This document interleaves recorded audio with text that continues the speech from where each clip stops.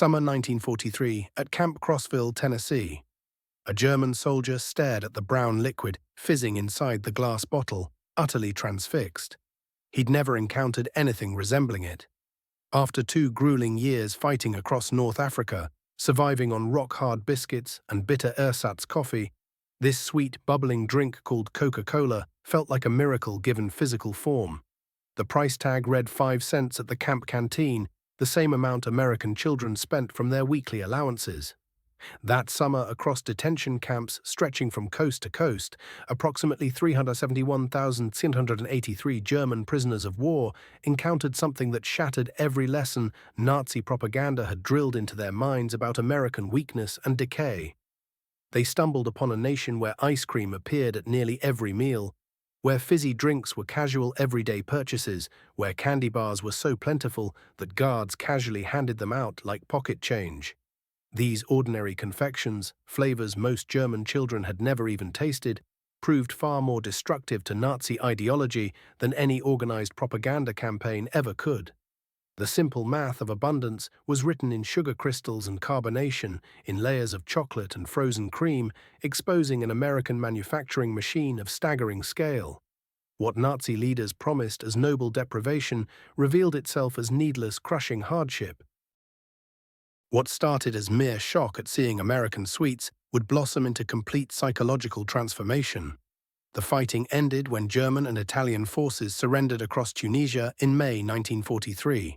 Roughly 250,000 desert veterans, men who'd pushed British forces back toward Egypt under Rommel's command, suddenly found themselves captured.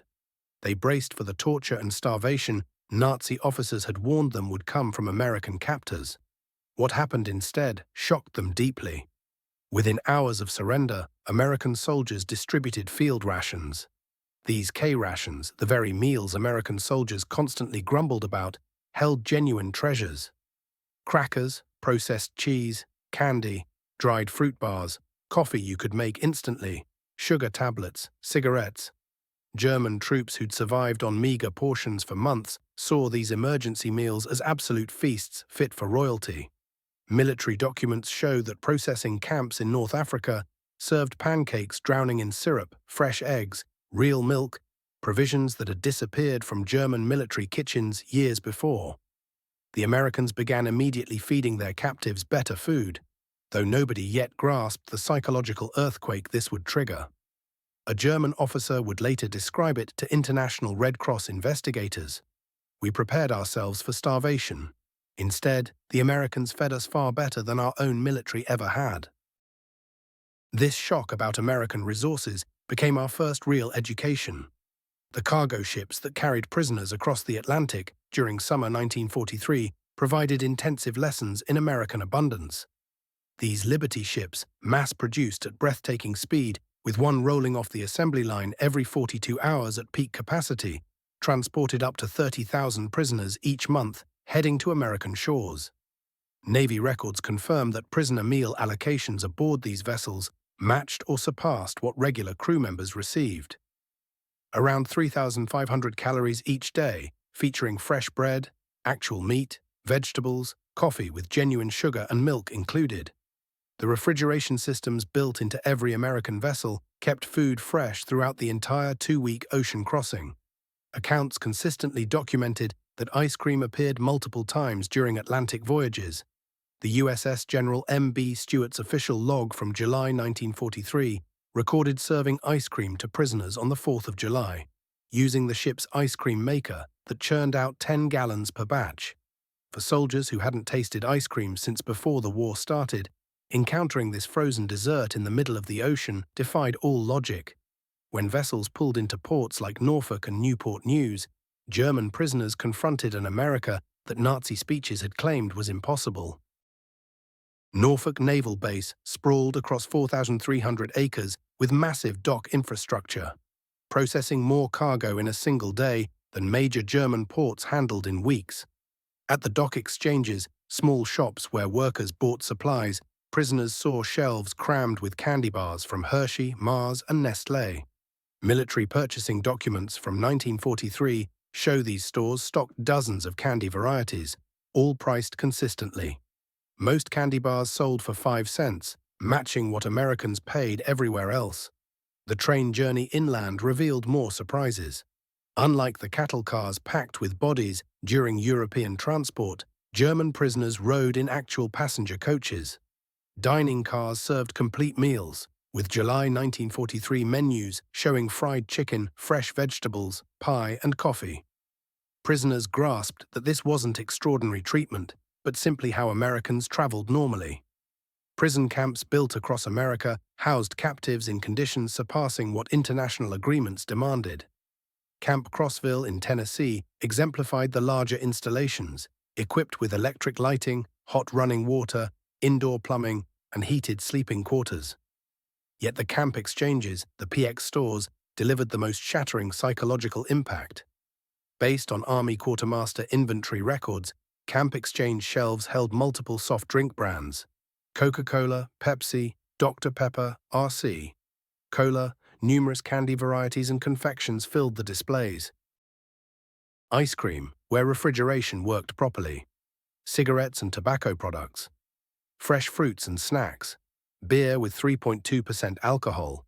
Prisoners earned 80 cents daily for work details, eventually increased to $1. When candy bars cost 5 cents and Coca-Cola cost the same, a single day's wages could purchase 16 items, a level of abundance that exceeded German imagining, where such luxuries either didn't exist or required important connections to obtain. Coca-Cola transformed into the embodiment of American industrial democracy. The Coca-Cola Corporation's wartime manufacturing reached staggering proportions. Company archives record 5 billion bottles produced during 1943 alone. Military contracts guaranteed 5-cent Coca-Cola to American servicemen across every continent, a logistical undertaking of unprecedented complexity. German prisoners discovered that this soft drink, mostly unknown to them before capture, saturated America. Every detention camp received regular deliveries.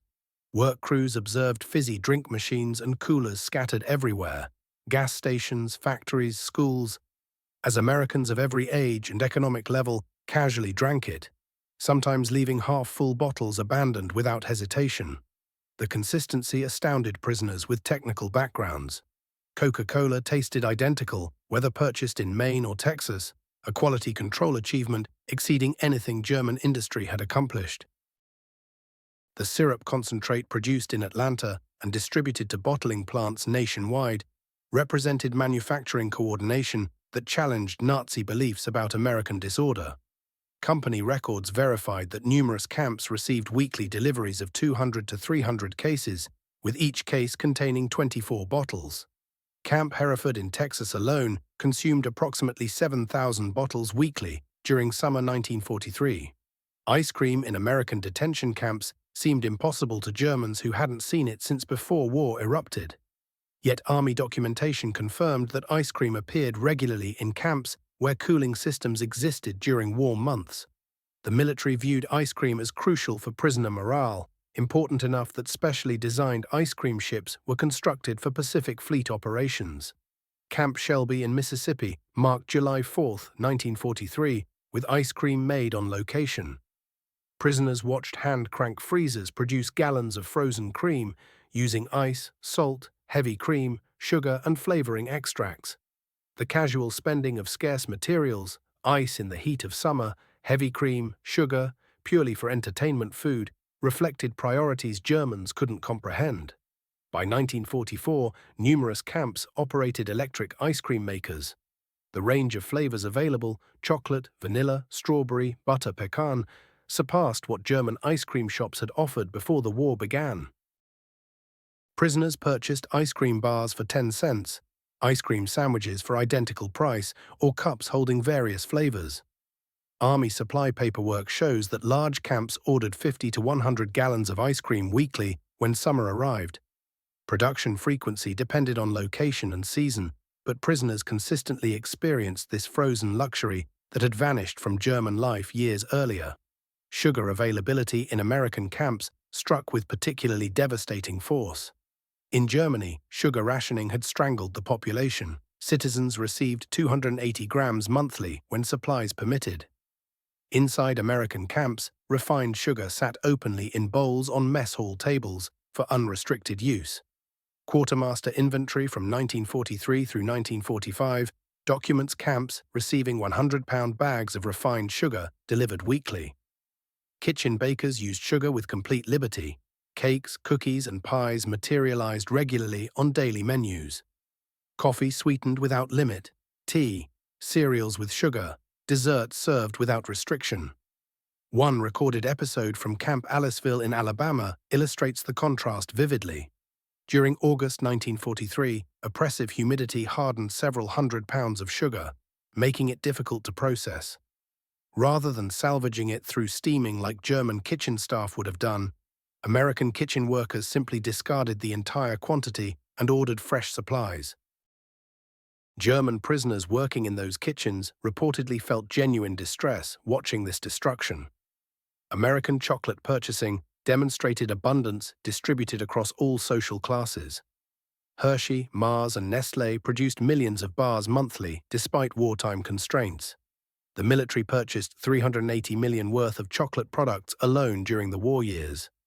Prison camp stores stocked multiple chocolate options: the standard Hershey bar, D-ration chocolate bars, emergency chocolate bars, various candy bars containing chocolate layers, all priced between 5 and 10 cents.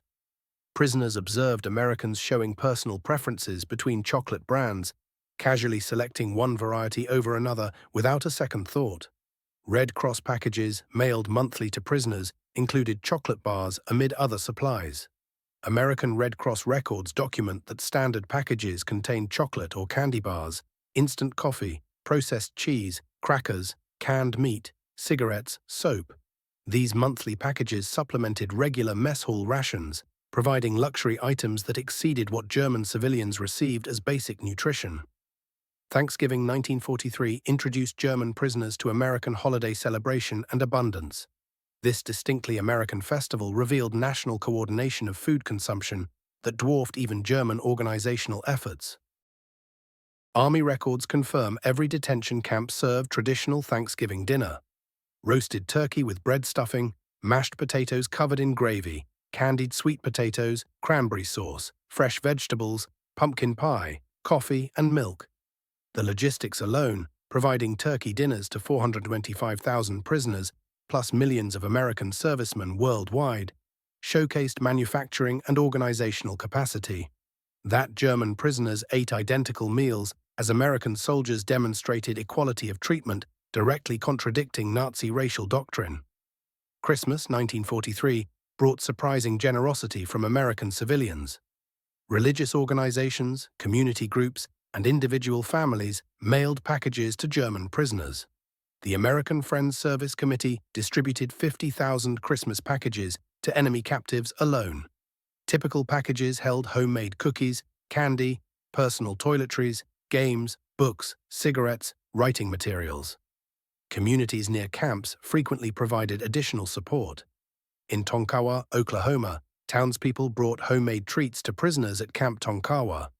In Hearne, Texas, church organizations delivered Christmas cookies and candy to Camp Hearne. This civilian kindness toward enemies fundamentally challenged Nazi teachings. Americans with sons and fathers fighting against Germany showed mercy to German prisoners anyway, displaying strength through compassion rather than revenge. Labor demands intensified as the war progressed, and German prisoners increasingly worked outside camp boundaries, witnessing American food production firsthand. By 1944, approximately 100,000 prisoners labored in agriculture and food processing industries, gaining direct knowledge of American abundance. In Michigan orchards, prisoners picked cherries destined for maraschino production, those bright red garnishes topping ice cream sundaes. The sheer volume overwhelmed them. Single orchards produced tons of fruit used purely for decoration.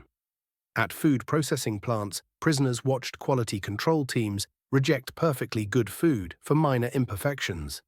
Del Monte records from 1944 show approximately 15% of fruit was rejected for canning due to slight size variations or trivial blemishes, typically redirected toward animal feed.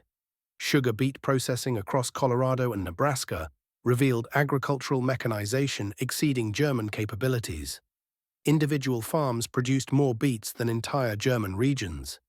Prisoners learned that American sugar production from both cane and beets reached approximately 7 million tons annually, explaining the casual abundance they observed everywhere.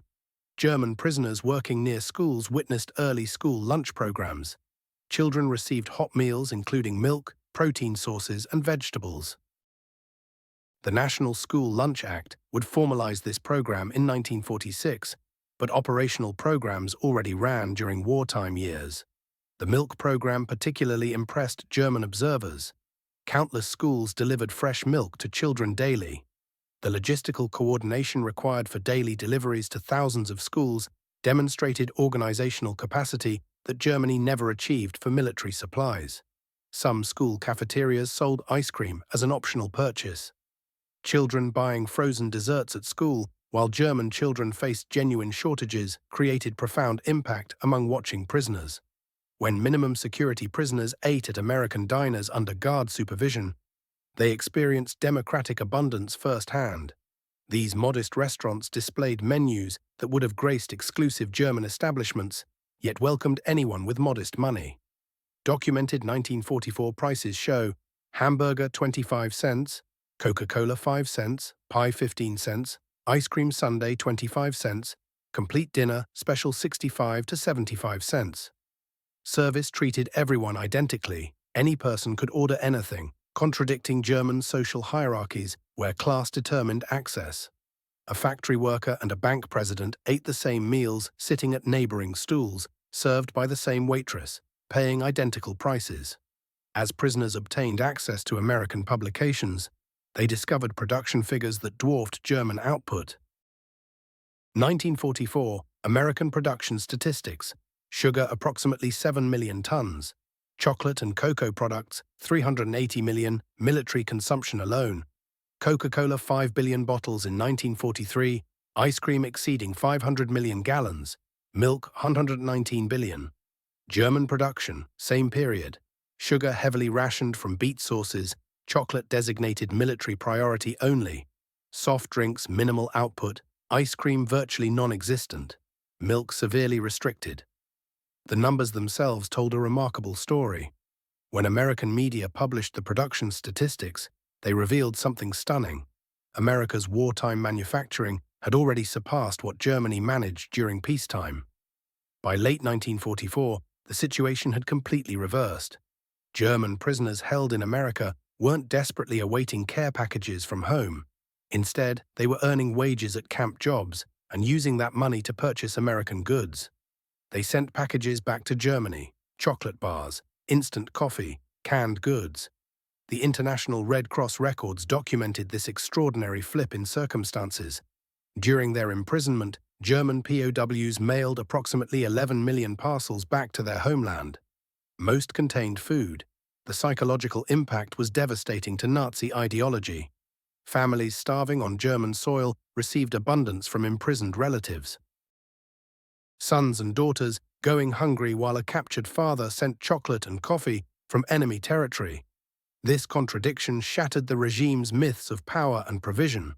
The contrast in rationing between the two nations exposed the vast gulf separating them.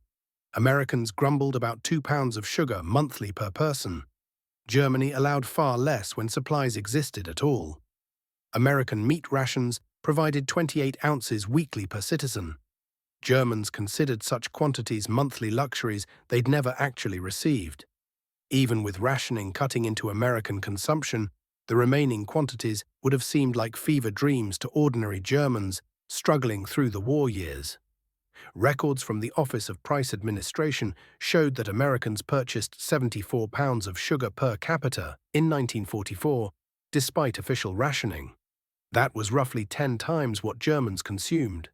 But sugar represented just one piece of a much larger puzzle. Prisoners discovered an entirely unfamiliar universe when they encountered America's soft drink industry. Pepsi-Cola competed with Coca-Cola. Dr. Pepper fought for shelf space. RC Cola and Orange Crush and countless regional brands all battled for customers across the nation. The very existence of multiple companies making similar products would have been incomprehensible in Germany's controlled economy. Bottling plants operated in practically every major American city. The machinery behind it all demonstrated astonishing efficiency: standardized carbonation, mechanical bottling, automatic capping and labeling. Individual plants churned out millions of bottles annually. The distribution networks penetrated everywhere: small towns, gas stations, corner grocers. Every community seemed connected to this vast apparatus of production and delivery. By war's end, American soft drink plants were producing billions of bottles yearly. Per capita consumption reached dozens of bottles per person annually. This single industry alone exceeded the total output of entire consumer production sectors in Germany. The scale was almost incomprehensible. Then came spring 1945, and the final reckoning arrived. As American forces pushed deeper into Germany, German prisoners watched newsreels showing American soldiers handing out chocolate and chewing gum to German children. The children's faces lit up. Their own government had never provided such things. For the imprisoned men watching, something shifted internally. The contrast couldn't have been sharper. American soldiers advancing through enemy territory carried enough sweets to distribute casually. The German state that promised ultimate victory had delivered only starvation. Photographs and film footage showed American troops liberating concentration camps, sharing rations with skeletal survivors. American humanity extended even to those who'd suffered at the hands of the regime these prisoners had served. The comparison was inescapable. Between 1945 and 1946, German POWs returned home to a devastated landscape. Many had gained considerable weight during their American captivity. Meanwhile, their families had grown thinner from years of deprivation. The physical evidence was undeniable. Medical examinations confirmed that most returned healthier than when they'd been captured. They came back to relatives weakened by hunger. This visible contrast, POWs healthier and heavier than their free families, spoke volumes. Many brought final Red Cross packages: chocolate, coffee, canned goods. These became precious family treasures, rationed out bit by bit to stretch the limited abundance. Children who'd never tasted chocolate received Hershey bars from fathers who'd eaten ice cream regularly while imprisoned. Something profound had shifted in these men's understanding. They'd become unexpected champions of the Marshall Plan. They'd witnessed American abundance that wasn't based on taking from others, prosperity built through production rather than conquest. Their accounts of American generosity carried weight. Americans possessed such productive capacity that they could afford to rebuild enemies. These prisoners had observed firsthand that American POWs drew their plenty from manufacturing capability, not extraction or exploitation. They'd seen a society so wealthy it could afford to waste food while fighting across two hemispheres. This mental framework, that wealth came from creation rather than domination, reshaped West Germany's economic thinking. The German economic miracle of the 1950s drew inspiration from knowledge acquired in American prison camps. Former POWs who'd observed American production methods, supply chains, and consumer markets applied those lessons to German reconstruction. They understood that mass production could transform luxuries into affordable necessities. Standardization created both quality and efficiency. Consumer abundance generated political stability. Industrial democracy could outproduce authoritarian systems. These principles, learned through Coca-Cola and ice cream, influenced an entire generation of German business and political leaders. Military quartermaster records, international Red Cross documentation, corporate archives, especially Coca-Cola's extensive collections, POW correspondence, post-war memoirs and interviews, academic research, particularly Arnold Kramer's groundbreaking work, all confirmed this transformation. Kramer, the foremost historian examining German POWs in America, identified food abundance as the crucial element in ideological change. His extensive research demonstrated that casual American plenty accomplished what formal re-education programs could never achieve: complete destruction of Nazi mythology about German superiority. The statistical evidence proved undeniable. POW daily consumption from 1943 through 1946 averaged between 3,300 and 3,600 calories. Sugar availability reached 4 pounds monthly. Meat portions provided 32 ounces weekly. Milk was available at 1 quart daily. Ice cream appeared regularly during summer months. Soft drinks cost just 5 cents, purchased without limit. Compare this to German civilian rations during the identical period. Daily calories ranged from 1,200 to 1,500. Sugar, when obtainable, meant 280 grams monthly. Meat might provide 10.5 ounces weekly, though often disappeared entirely. Milk faced severe restrictions. Ice cream didn't exist. Soft drinks were unavailable.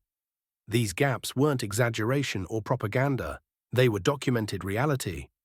Enemy prisoners consumed better than German civilians, proving that American abundance extended generously even to defeated adversaries. This POW experience with American food culture left permanent marks on post-war Germany. Coca-Cola returned to West Germany in 1949, immediately becoming a symbol of American friendship and connection. Ice cream parlors modeled after American soda fountains opened in German cities. Candy bars and chewing gum became emblems of recovery and hope. Many former prisoners became entrepreneurs importing American food products, leveraging their intimate knowledge of how much these items meant to Germans. They recognized these weren't merely products, they symbolized abundance, democracy, and modernity. The introduction of supermarkets across 1950s Germany was championed by former POWs who'd experienced American grocery stores firsthand. They grasped what others didn't. That democratic abundance required revolutionary distribution methods alongside production increases. Post-war interviews and memoirs revealed consistent themes. Prisoners identified food abundance as transformative. One former Africa Corps officer recalled in a 1975 interview, "We expected to defeat a weak, divided America. Instead, we found a nation that could give ice cream to enemies. That's when we knew we had lost more than a war. We had lost our entire world view." Another veteran, interviewed for a documentary in 1985, remembered, "My first Coca-Cola was like drinking the future. It was sweet, fizzing, completely unnecessary, and available to anyone for a nickel. That drink contained everything Nazi Germany wasn't. Abundant, democratic, joyful." These accounts, gathered across decades, confirmed that American food abundance accomplished what military defeat alone could not: complete ideological transformation. The men who arrived as Nazi soldiers departed as witnesses to democratic prosperity. Historians recognize the German POW experience in America as remarkably successful re-education built on abundance rather than lectures. The approach succeeded because it relied on observation instead of instruction. POWs witnessed American society operating at peak productivity while treating enemies respectfully. The food component proved crucial because everyone comprehends hunger and satisfaction. Weight gain and improved health were undeniable. 3 meals daily plus canteen purchases meant continuous eating. Prisoners understood German deprivation intimately. Every meal became instruction about American industrial power. Every Coca-Cola demonstrated standardization and distribution. Each ice cream sundae revealed that abundance could serve everyone. POW children grew up hearing their fathers' stories of American bounty in prison camps. Accounts that initially seemed fantastical became validated as West Germany recovered and American products gradually appeared. The mythology of American plenty, born in prison compounds, shaped generations of German-American relations. Many POW descendants later studied or worked in America, drawn by paternal tales of unimaginable abundance. They discovered reality matched the stories. Supermarkets overflowed with variety. Soda fountains served Sunday Sundays. Candy aisles offered endless choices. This multi-generational influence extended beyond individual lives. West German business culture absorbed principles about consumer abundance, standardized quality, and market democracy. The economic miracle represented more than just production capacity. It meant creating abundance available to ordinary people. Today, McDonald's operates over 1,400 restaurants throughout Germany. Coca-Cola is everywhere. Ice cream is commonplace. The transition from scarcity to abundance that commenced in American prison camps is complete. Yet the historical significance remains profound.